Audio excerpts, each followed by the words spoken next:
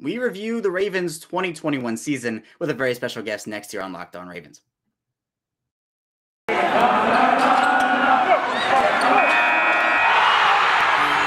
You are Locked On Ravens, your daily Baltimore Ravens podcast, part of the Locked On Podcast Network, your team every day.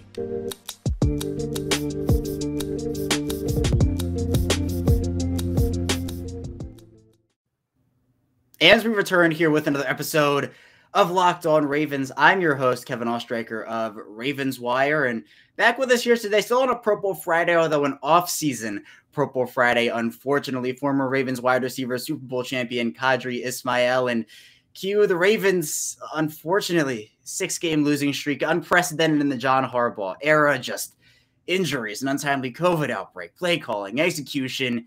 It all accumulated into this 6-game loss streak that ended the Ravens season. How you doing today? I had to go back to my Facebook memories, and what popped up was really cool.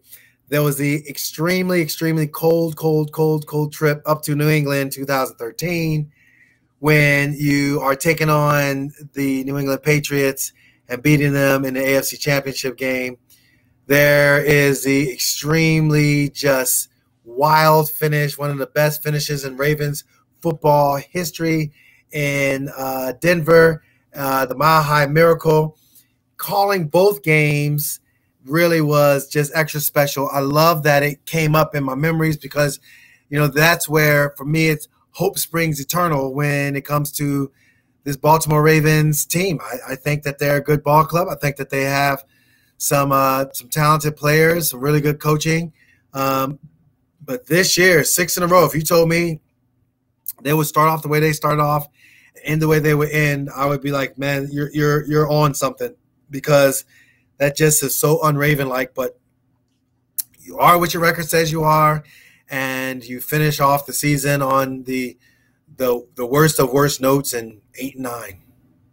Yeah, just a team that had so much magic early in the season. Like they start 8-3, and you're like, oh my, this team, so many injuries already. Top of the AFC through 12 weeks. Like, what is this? And then all of a sudden it starts to catch up with them. The injuries keep coming. The COVID starts, and it's just the untimeliness of everything. Not to mention the 2-point conversions and the balls that don't bounce the Ravens' way here and there, and the close losses. That is what it is. And now we're here, Q, talking about a team that is out of the playoffs.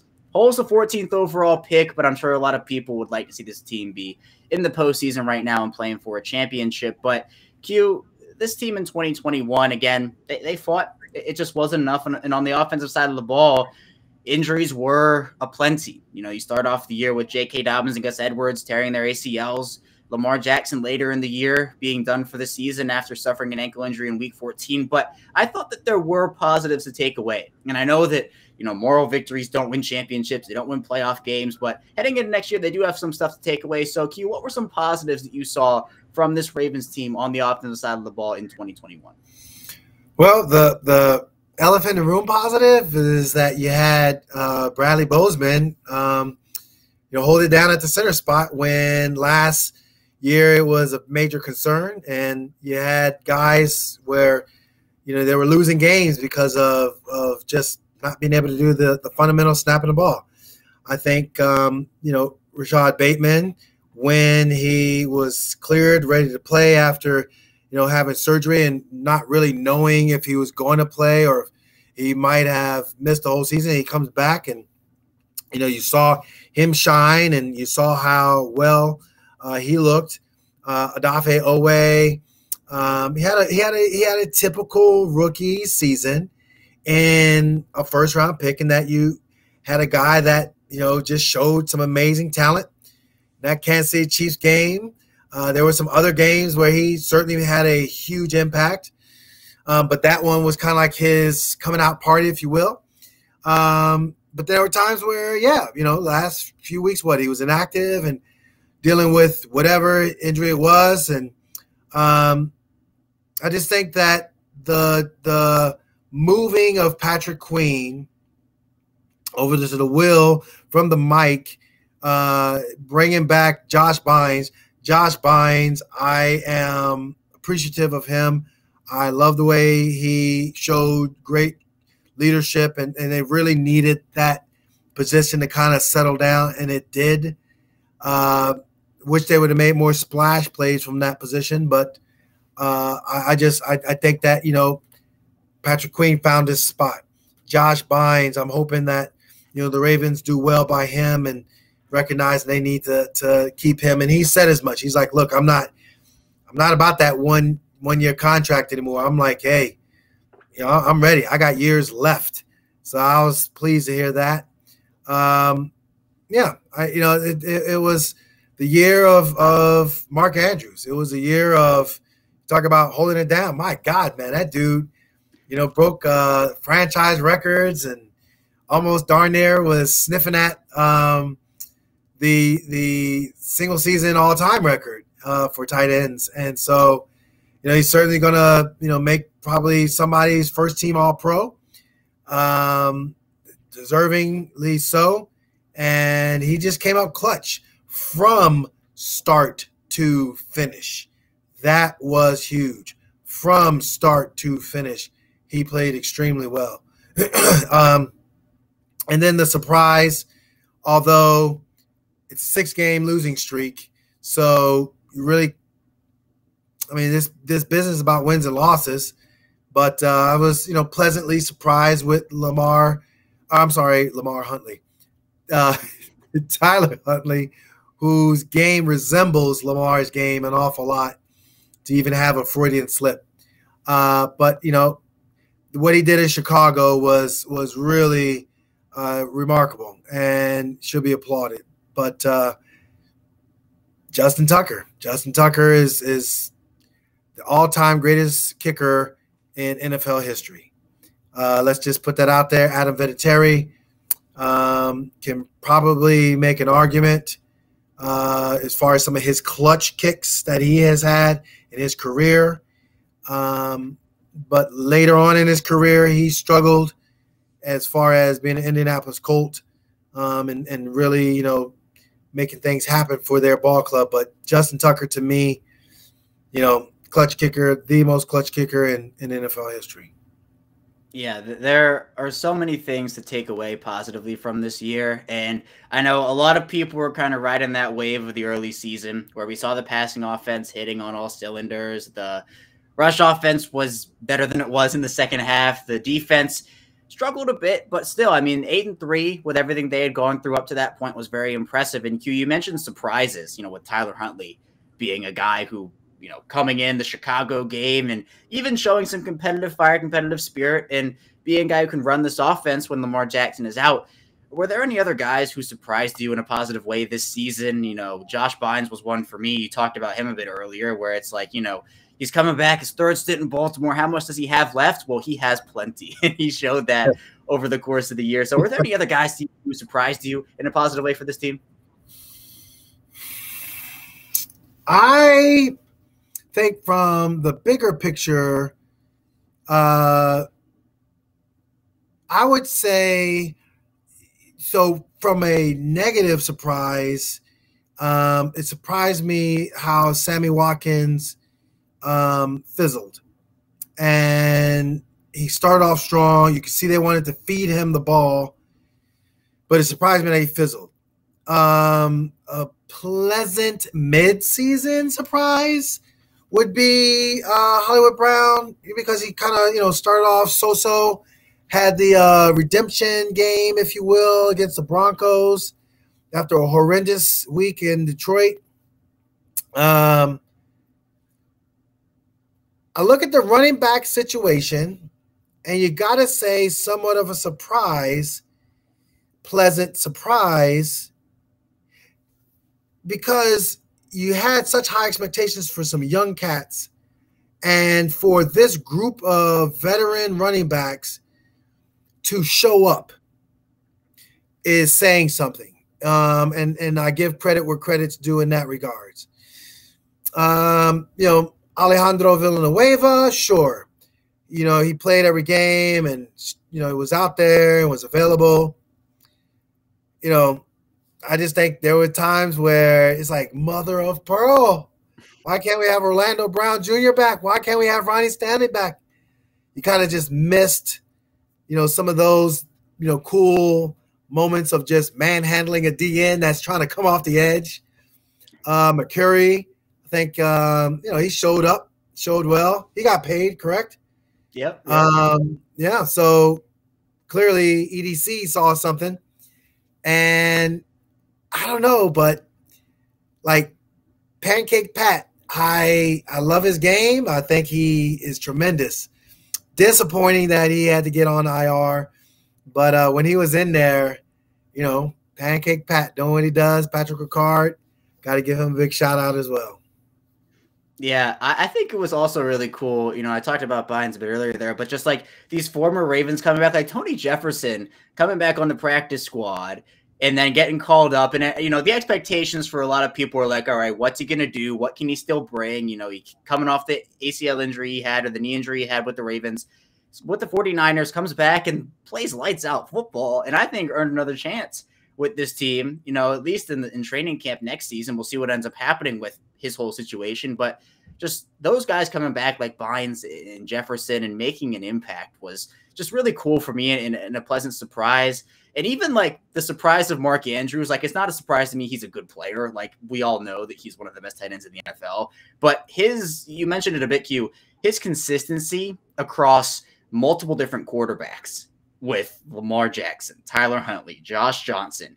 His production never wavered. It was consistent all year long. And so that was more of a like, all right, can the quarterback get the ball to Mark Andrews? Can Mark Andrews still be effective with a different quarterback in? And 10 out of 10 times the answer was absolutely yes. So those are a couple other surprises to me that I thought were pleasant in their own right. But still, with the strengths do come the weaknesses of this Ravens team. We'll head into our first break. When we get back, we'll talk about some of those weaknesses that the Ravens had to endure and go through during the 2021 season. So stay tuned for that. We're all looking for an edge these days, and I'd like to thank OnlineGambling.com for sponsoring today's podcast. If you don't know already, Online Gambling is a website dedicated to giving bettors the edge. Throughout the playoffs, they're providing you with the best NFL tips, news, and more to help make your bets as informed as ever. With the Super Bowl being coming up and the NFL playoffs just starting here, there are a ton of Super Bowl predictions, and for me, I'm going with the Chiefs and the Rams. Both teams very talented. I expect both to make runs, but if you're planning on placing a bet during the playoffs, make sure you head to OnlineGambling.com before you do. Online Gambling gives bettors the edge by providing the best and most trusted experience online all day, every day. That includes their OG tip section where you'll find their own Super Bowl picks as well as the inside track on how to beat the odds throughout the NFL playoffs. Make sure you visit OnlineGambling.com/NFL for all the latest gambling news, tips, and info to beat the odds and give you the edge throughout the playoffs. Remember, OnlineGambling.com/NFL to make the most of this year's playoffs.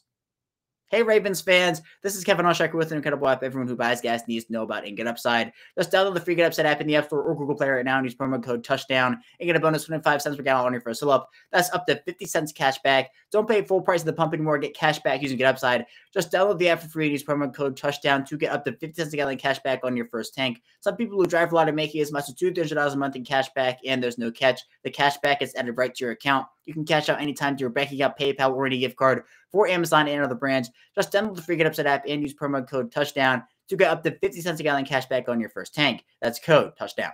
We're back. Our second segment, Locked On Ravens, here on a Purple Friday. Kevin Allshacker still here with Qadry Ismail. And Q, there was no question that this season was very trying for a lot of people. The Ravens themselves, the fans, the media, everybody. It was the heart is never still on watching the Ravens. They had all those close games, and it was a disappointing end to the year. And part of that had to do with the weaknesses that the team ended up having throughout the season.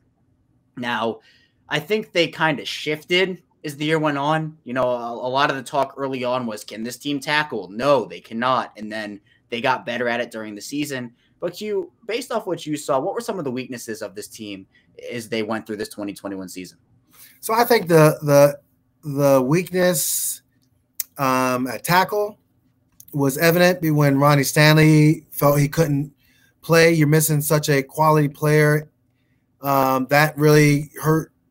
I think when you look at clearly the running back situation became a weakness, which should have been the strength of the team.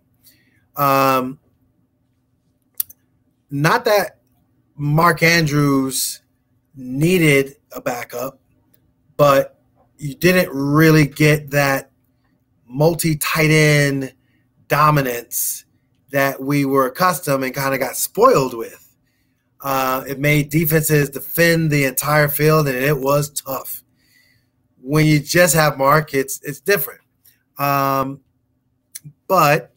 the flip side of it, you had a lot of guys who were just really ready to produced. And I'm talking about, like, whether it be, like I said, with Bateman. Obviously, Marquise has been here a bit. But I think Prochet, Duvernay, when they were called upon, whether it be going all the way back to the Detroit game, even into current day, those guys just really showed up. So I think offensively, that's what I would, in my general thoughts on it, as far as who are, some of the disappointments, I would look at and say secondary. Don't even, have to qualify other than secondary, because you had a guy who maybe wasn't a turnover interception guy, Marlon Humphreys, but he was such a critical guy to, at the right moment, make that punch out, or the moment you think you got it, he is causing that turnover. And it was disappointing when he was in there, especially the Cincinnati game, to see him play below the level that we have been accustomed to seeing him play as one of the top corners. That was a big disappointment for me. The lack of turnovers from the secondary, even when they did have chances. It was the Cleveland game at Cleveland comes to mind when the ball is bouncing off a guy's chest. And I'm like, man, you intercept that, that's game over. Brandon Williams, again, from a disappointment standpoint, it's not that I'm disappointed per se, but the prime years are behind him. And I think now it's more like, game management. Whereas before, and again, this is a strong run-stopping defense. I think, what were they, number one, right? Yeah, they were a top 3 unit. Right. Well, but those lost yards, impact type plays that I saw him make, like, I guess I wanted to see them more when it counted in the fourth quarter. Those final drives, collapsing the pocket. Obviously, Calais Campbell kind of was like up, and then he kind of faded, and whatever happened from an injury standpoint. I just think the Patrick Queen story can be spun both ways, as a positive as well as a negative. Like, there is a thought of, well, wait a minute, you don't draft first round will linebackers, you draft first round Mike linebackers. That's the guy, and so he kind of struggled. The defensive missed tackles, all of those guys across the board, they have to take accountability for that. They did clean it up somewhat at the end of the year, but, again, missed tackles had cost them so many of those close games in that 6-game losing streak. Those are the disappointments that I kind of glare at, even though I did hype up the receiving core twice. No, it makes sense. And you made a good point there about the tight end situation. I mean, one of the disappointments for me was Josh Oliver in particular. I think a lot of people were excited about what he could bring. The Ravens trading for. Not a lot of people knew who he was when he actually was first traded to the Ravens. But, you saw the athletic profile. You saw the contested catch potential. They give up a conditional 7th for him. He stays on the team, so it goes to Jacksonville. But they've been missing that, like, third swing tight end type player since Hayden Hurst left. Because Hurst was a guy. Yeah, it's Hurst was like in the middle, like Mark Andrews, great, like elite pass catcher, good blocker. Nick Boyle, elite blocker, good pass catcher. I think Hurst does both well, and he's like a compliment to both Andrews and Boyle. And they didn't have it this year. It's a part of their offense that I think is huge and that they've been missing for multiple seasons now. And you mentioned Patrick Queen too. I think another disappointment for me was Malik Harrison, just because I was expecting a lot from what he could bring. And, he went through his whole thing during the bye week where he had to go on IR and, had to recover from, a gunshot wound. But I think that for what a lot of people were comparing or thought that Queen and Harrison could be in the worst case would be like a Patrick Owasso, Kenny Young duo, where there's a ton of potential and then it just doesn't come to fruition. They have to bring in veterans to kind of clog it up and stop the bleeding. Whereas Queen turned it around, and that was great. But Harrison, after coming back, you never really saw a ton of him, and it was more like Chris Board playing, and even Kristen Welch got some snaps. So I'm like, where's Malik Harrison? I think he has a ton of potential, but those are some different areas. But Q, in the draft, going all the way back to 2021 in that draft, there were a couple disappointments there for me. I think the big one being Ben Mason in that selection, where the Ravens shocked me. It was a shock to see them not take a single offensive tackle or a single defensive lineman in that draft. I thought that they were going to build the trenches out a little bit, and they didn't really do it. And there were players available. Like, they had Stone Forsythe available out of Florida. That was a player who I thought would have been a great, developmental tackle type player. And then, obviously Orlando Brown at that point is traded. So people are saying, well, they could take a tackle in the second round or the third round, and it just never came. So do you think that, the Ravens not set themselves up for it, but maybe almost dug a grave a little bit with that tackle situation, because they kind of went into the season with what they had. They signed Villanueva as a stopgap option. They were banking on the health of Ronnie Stanley, and obviously that didn't work out. Banking on the health of Ronnie Stanley because we paid him a hell of a lot of money. That's what it comes down to. You are hoping that he is on schedule, even when John Harbaugh, what was it? When did he go out? He went out fairly early in the season. And John's press conferences, if somebody were to bring it up, he kind of was really indifferent. And was like, oh, yeah, I know, just, well, hey, it's going to happen. And I think, again, that was his way of saying, man, we were hoping, praying, this is it. And that's where they didn't. And those are the decisions you got to make. The hard decisions say, all right, well, we really don't need anybody. We got you. This is why we're paying you. And for him, he was like, look, I want to play long-term, not just short-term. I'm shutting it down. So that's kind of how I look at it with that. And, I just think of Villanueva, again, going back to the Chicago game where we were out there pregame warm-up. And I always say this, it's one thing to view the game from even the best of seats in the stands. It's another thing even in the press box. When you're on the sideline, you realize how massive the guys are and how incredibly well they move. Zeitler and Villanueva look like just man beasts. They look like studs. I would have been like, oh, and Villanueva can still move. Now you put the pads on and you get a guy named Hendrickson or you get a guy named TJ Watt by him. He doesn't move as well. But outside of that, I'm like, that dude looks the part. And yeah, you don't know until you know. I mean, that's the name of the game. You don't know until you know. And I think, there's the things that you can control, like you're saying, as far as the draft, and there's things that you can't control as far as the decision-making of each individual guy once they're on the team and the team's quote-unquote roster is sealed.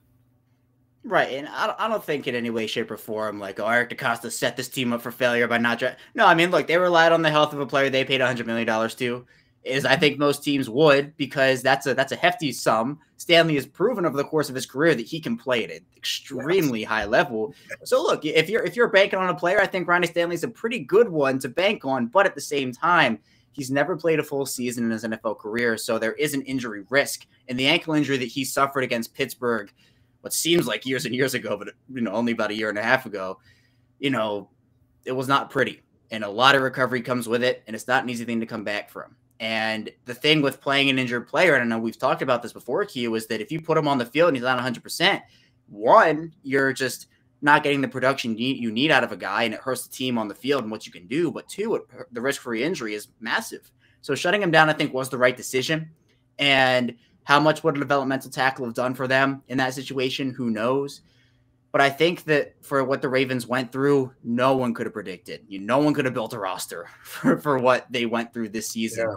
And I think if there was a guy to do it, it was Eric DeCosta, being sharp and bringing in veterans. But, there were weaknesses on this team coming into it. I think tackle depth was one of them. And with Ronnie Stanley going down, it just amplified that by 10 because you're training Villanueva to play on the right side. All of a sudden, Stanley gets injured. You got to move him all the way back over. And you have to put in Tyree Phillips, who I think is more of a guard at this point. You have McCary. So McCary was a find, a diamond in the rough. You found out he could play some tackle at the NFL level as a starter. But I think that this offseason, the Ravens will probably put a bit more attention into their tackle position and tackle depth and making sure that they have the guys necessary because, they banked on Ronnie Stanley. It didn't work out this year. And sometimes that's just how the ball rolls. We'll talk more about that offseason here in our final segment. We'll head into our final break. So stay tuned for that and we'll be right back. BetOnline would like to wish you a happy new betting year as we continue our march to the playoffs and beyond. BetOnline remains the number one spot for all the best sports wagering action for 2022. It's a new year, and that means new updated desktop and mobile website to sign up today and receive over 50% welcome bonus on your first deposit. Just use our promo code LOCKEDON to get started. From football, basketball, hockey, boxing, and UFC, right to your favorite Vegas casino games. The way to take advantage of all the amazing offers available for 2022. BetOnline is the fastest and easiest way to wager on all your favorite sports. BetOnline, where the game starts. It's the new year, so that means New Year's resolutions. If yours is about getting fit or eating healthier, make sure you include Built Bar in your plan. Built Bar is the protein bar that tastes like a candy bar, maybe even better than a candy bar. If you want to eat healthy, but it just gets so boring, Built Bars are covered in 100% real chocolate, and they contain 130 calories, 4 grams of sugar, 4 net carbs, and 17 grams of protein. Even if you're not a huge fan of working out, you can at least eat something that tastes good and is good for you. That way, when you enjoy a delicious Built Bar, you can almost count it as a workout. And there are so many flavors to choose from. So go to Built.com, use promo code LOCKED15, and get 15% off your order. Use promo code LOCKED15 for 15% off at Built.com. We return. It's our final segment of Purple Friday. Kevin Allstriker is still talking with Qadry Ismail. And Q, as the Ravens season ends, they have an opportunity now to get better in a lot of different ways. Free agency, trades, the draft, and there are a lot of directions this team could go in, and it could look, I think, very different in 2022, as especially on the defensive side of the ball, they have some free agents. Even on the offensive side of the ball, they have some free agents who could leave, some who could stay. But Q, what's the direction you want this team to go in, and where do you feel like they should go? Because, it feels like a Lamar Jackson extension is coming up, at least maybe soon, maybe not soon down the pipeline. It seems like both parties want to get that done and continue that partnership. But where do you feel like this team should head in a direction in 2022? So I don't know, but I do know with the climate of the massive coaching changes around the National Football League, the Ravens, as we saw with Dave Culley, although it was one and done, ooh, that was interesting. But, the Ravens, typically their coaching staff gets pillaged. And John Harbaugh, he develops good men to lead other men. And when other opportunities come, guys take it. So, I don't know. Is Wink Martindale coming back? Obviously, Greg Roman has been the topic of conversation from day one. And, look, I can go on and on and on as far as saying that I'm not a Roman apologist, but I certainly am not a guy who just thinks, throw the baby out with the bathwater, meaning what he had to work with. And for him to finish in the conversation as a upper third offensive unit really says an awful lot. And I don't know if it's wise to just go ahead and get rid of him. With that said, that's the coaching element of it all. So Lamar Jackson is where you got to look to next. I think a deal will get done. That's something that's really hypercritical. But here's what's next. What are you going to do? We knew last year, you were kind of trying to figure out. Okay, so we have this concept in the passing game, but it looks muddled and it's not being utilized to its fullest. You bring in 2 new coaches. I thought those coaches from what I heard on the inside as well as I saw with my football eye out in the field, it's like, all right, there's some good concepts out here. Things are getting done. But I think offensively, number 1 priority is health. Number 2 priority is offensive line. And those are, you can say 1 and 1A. And running back is that pretty much the health element of it all. So, health priority, offensive line priority, and what do you want to do as far as being that upper tier football team again with Lamar Jackson? How do you get Lamar Jackson to extend his game into being even more multifaceted than what we saw this year? Yeah, and that's the number 1 thing, because Lamar Jackson is what makes this team go. And we've seen that time and time again, and it's about surrounding him with talent. And I think the Ravens took a really good step doing that in the offseason by, drafting Rashad Bateman and signing Sammy Watkins in hopes that would work, and Tylan Wallace, and even putting some offensive linemen like shifting Bradley Bozeman over to center. But now it's about continuing to build what you were building, getting guys back, and hopefully that's a direction that the team can go in that's really good. But Q, with these free agents, there are some guys who could earn some very big money contracts with the Ravens or other teams. I mean, Bradley Bozeman is one who at the center position, they never really had that franchise center for a couple of years now. In 2020, they went through the Matt Skura experience and the Patrick McCary experience where, look, I mean, in a playoff game, Lamar Jackson got concussed because the center couldn't snap the football. And that's exactly how that went. And so Bradley Bozeman, a steadying force there. He enters free agency. Center is not a cheap position to pay because there aren't a lot of quality ones at the NFL level. You have Anthony Averett. Talk about another premium position. Cornerbacks at this NFL level are very hard to find. And Averett, I thought, strong start to the year, had to be called up in situations where he was the number 1 corner for the back half of that season, got injured himself. He could also earn a big contract from another team. Deshaun Elliott's a guy who intrigues me because I think he's a phenomenal player, but the injury history, 3 season-ending injuries in 4 years, that might put a dent in his value, and maybe he comes back to Baltimore in a 1-year deal. Patrick Ricard, you talked about a bit earlier, there's not a huge fullback market. Does Baltimore want to pay him another deal? They signed him to a 2-year extension a couple of years ago. Hugh, what are some free agents you'd like to see back in Baltimore, and who are some guys who you think might be on the way out because of either money or just uninterested Ravens front office to say, we don't really want this guy next season? Yeah, I think if you don't sign Bozeman, you're fooling yourself. Who was it? He went down, Ryan Jensen, Mr. Tough Guy. I mean, he got a fat contract down in Tampa, and obviously, he got himself a Super Bowl ring. So kudos to him. But golly, it was so funny watching him play as a Raven. You're like, good God, man, can you just stop trying to hit the guy extra after the whistle? Like, what's the advantage? It frustrates people and causes the referees to draw attention to you. But then I think Sammy Watkins is gone. Obviously, the running back situation. What are you going to do? Like, I'm not exactly sure what to say because I know it's going to take longer than the calendar year to get the guys like healthy. Like, I don't feel anything. I'm just ready to roll. That's how tough it is to come back from an ACL tear. So this is like, oh boy. Yeah, depth wise, sure. You can do the Chris Westries of the world and some of the other guys. You give them some of those backup, corners that were forced into play. I'm all for it. I think the number 1 guy for me is Josh Bynes. To re-sign him, the leadership that he brought to the table, the way it settled everything down, that was important to me to see. And you can't underestimate leadership like that.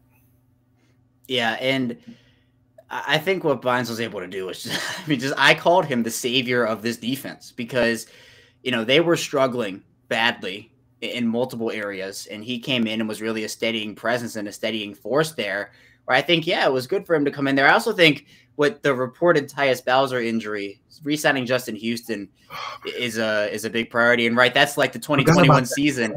Right, it's like the 2021 season ends the way it starts in such a cruel fashion. Like a disappointing season comes to a disappointing end with a terrible injury. And Bowser posts those pictures apparently of him, post-op and pre-op and everything. So it seems like that could be true.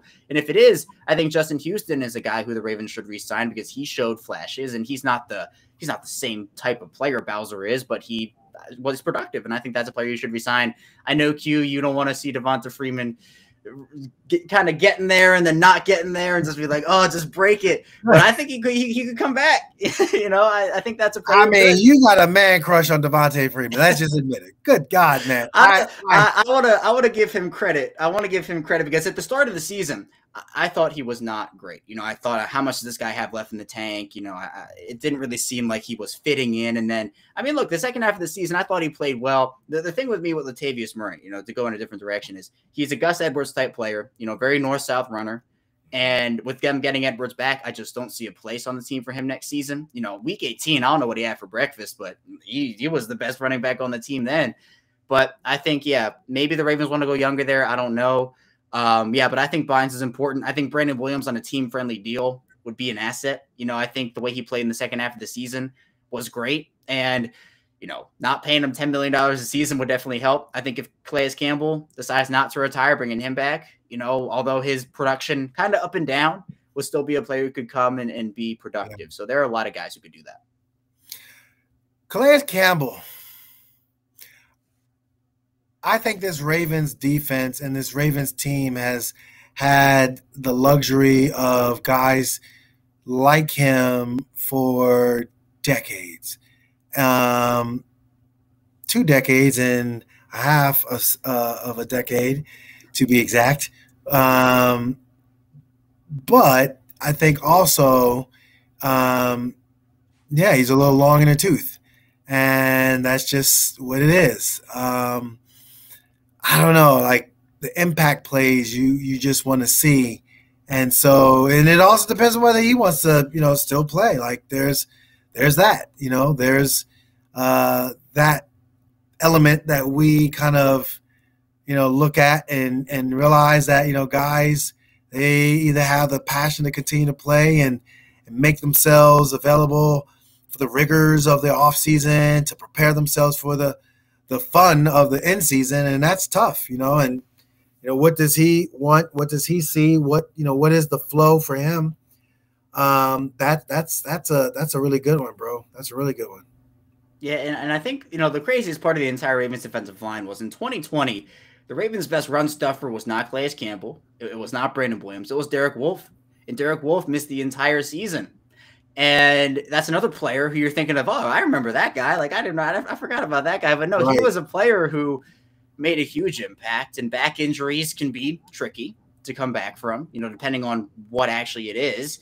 And it was just kind of like the Rashad Perriman situation where it's like, oh, he'll be back. And then when is he coming back? He's not coming back. He's designated to return from IR, and then he's back on IR and done for the year. So that's another one where I'm like, what's the future of Derek Wolfe? That if he sees that back injury and he's like, I don't know how I'm feeling. He signed a 3-year extension, and he's a player who could help him. So a lot of different storylines in this offseason queue that could be very, very big and very, very key into how this team plays and even performs in 2022. But that's all I have for you here today. Thanks so much for coming on, joining me once again. And this Ravens team has a very important offseason ahead, one that could be franchise defining depending on how it all goes. And over the course of this offseason, they could make a ton of moves that really impact their team.